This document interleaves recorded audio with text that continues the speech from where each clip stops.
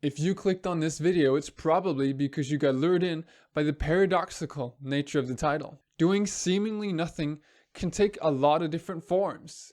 Both sleeping and relaxing look extremely unproductive, but sometimes they're the most productive things you could be doing. But I won't be talking about sleeping or relaxing in this video.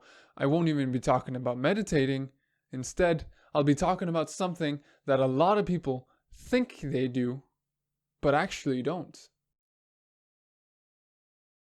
There are two major factors in productivity: production and efficiency. Production is what most people think about when they think productivity. It's the act of actually doing something. It's writing the report or taking pictures if you're trying to become a better photographer. And production activities are directly related to the end goal you're trying to achieve, which would be finishing the report or becoming a better photographer. But an interesting thing about production activities is that they're not all created equal. If you're trying to learn a new language, then it's much more important to go out there and practice verbally than it is to study the written language inside. It's still important to do that, but it's much more efficient to get the practical experience from real life than it is to be cooped up with books.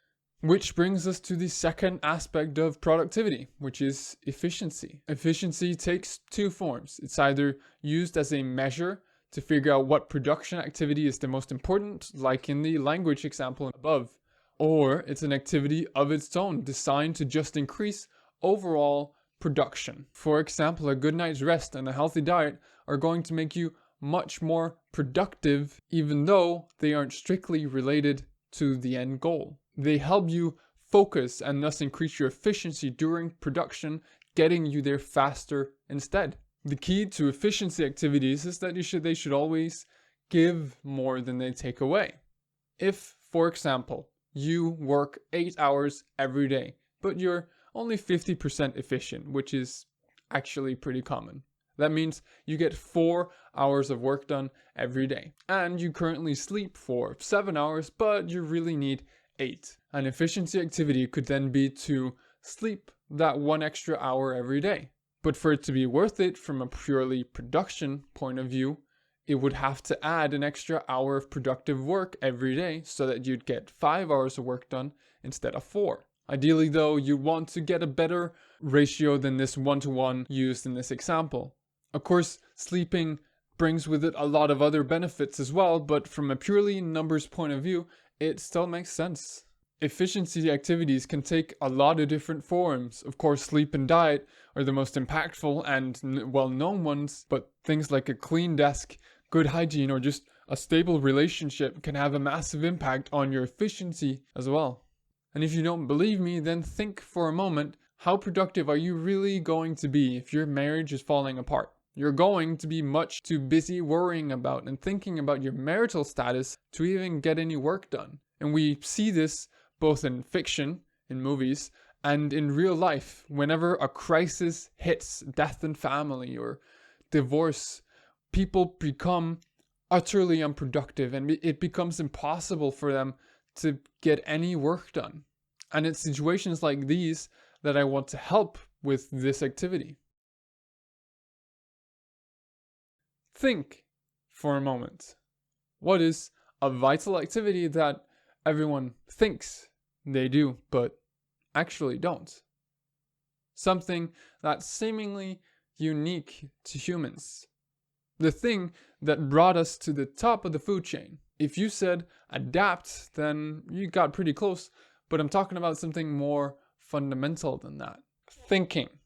And right now, you might be thinking, wait a minute, I'm thinking right now. In fact, I'm thinking that what you just said is dumb.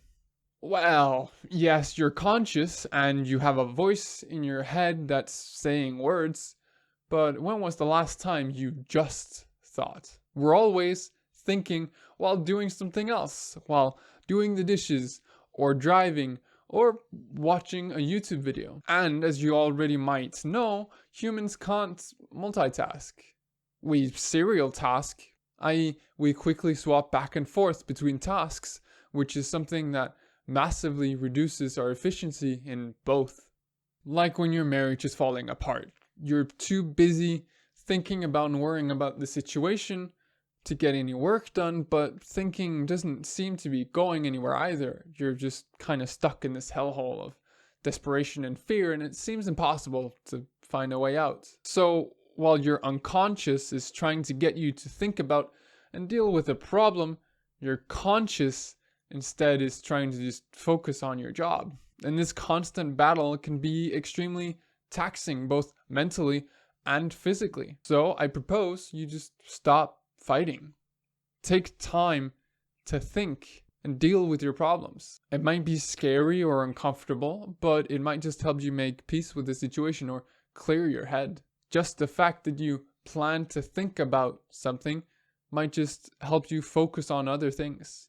I'm not saying that thinking is going to solve your marital problems, but it might just help you make peace with the situation, or it might actually help you find a way to fix it yourself.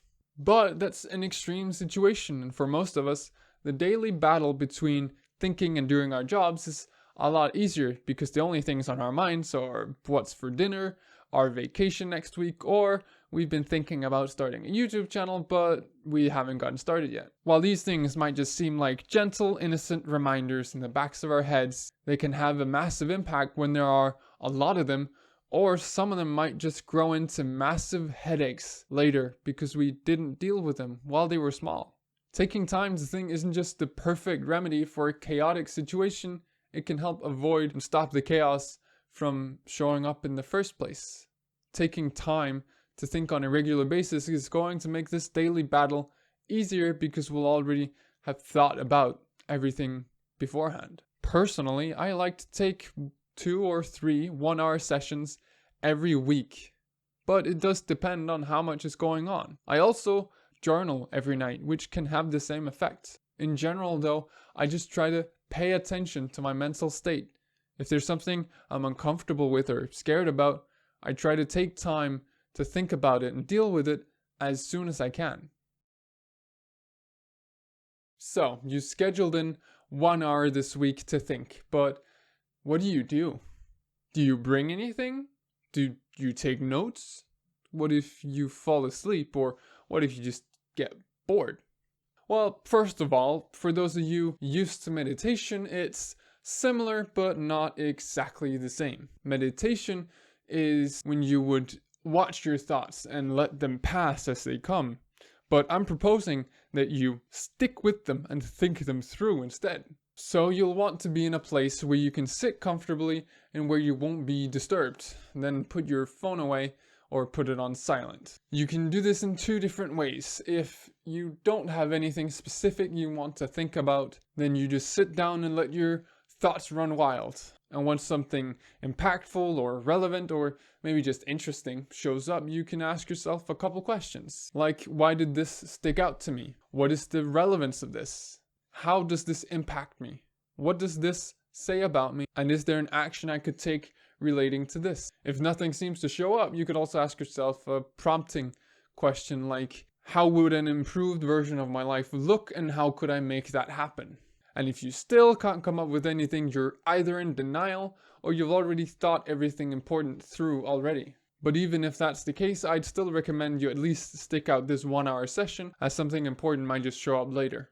These sessions can also take a more structured approach if there's something specific you want to tackle. Start thinking about that one important thing. Think about why it's important and why it's affecting you so much. And figure out why it's important now rather than 6 months ago or 1 year ago. When it starts to slow down and come to a stop, you'll feel much more at ease and you can start to make a plan to deal with it. Figure out where your control lies and convince yourself and show yourself that this is within your control and that you have power over this situation. Sometimes I like to bring a pen and paper. It's very useful for organizing a very chaotic situation and it helps me stay focused. Some water and some snacks can also be really good in helping you keep your mind off your growling stomach as well, and it's super relaxing. But really though, you don't need anything for this exercise, as the point is just to sit and think and organize your mind, and hopefully you'll at least always bring your head. If you find yourself falling asleep, then good. Now, I am not saying that you should try and fall asleep. I'm saying that if you find yourself falling asleep naturally, then it means you have a pretty calm mind right now. Or you're sleep deprived, but that's a different problem with a very different solution. When we sleep, we process information, so it's kind of a way of thinking subconsciously. But make sure to not sleep through all the session or every session.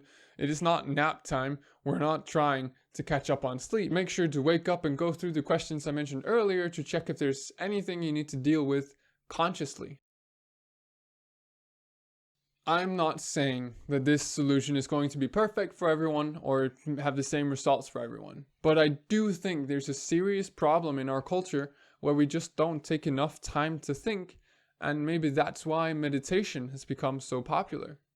Either way, this exercise has done me a lot of good and helps me deal with the struggles of life, and I think it can do the same for a lot of other people as well. If you enjoyed this video, please consider putting a like and subscribing to my channel, or writing in the comments what you liked and what you didn't like. This process of my first 5 videos has been very iterative and I've learned a lot, but I still need help figuring out what parts are best and which aren't, so your feedback would be much appreciated. And once again, subscribe if you want to see more. I upload every Thursday, and dislike if you don't like my stupid face.